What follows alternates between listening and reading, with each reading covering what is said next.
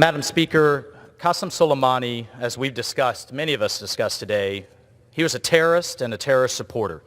And hundreds of American troops are killed because of him. Many of them are scarred for life. And I don't think we can overstate in this body how gruesome, how advanced, how effective the explosive devices that he poured into his militias were. They were deadly. They were manufactured in Iran. They were put in place by Iran. They were trained by Iran.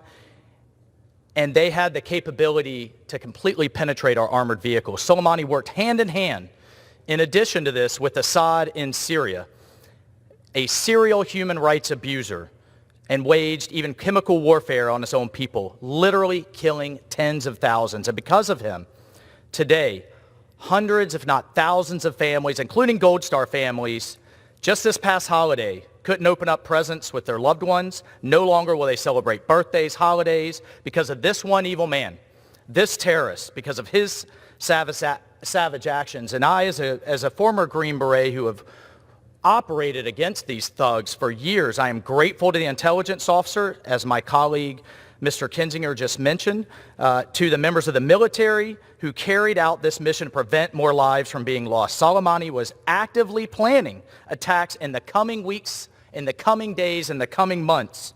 According to the chairman of the Joint Chiefs, these attacks were imminent, they were clear, and they were a present danger for our troops, to our allies, and to our interests. And from an oversight perspective, the president had a duty.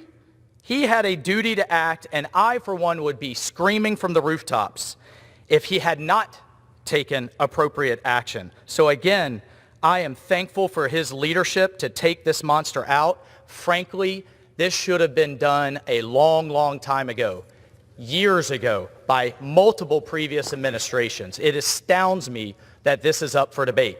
So for those of you saying actions, an additional 15 seconds. For those of you saying actions have consequences, let me remind you that inaction has consequences.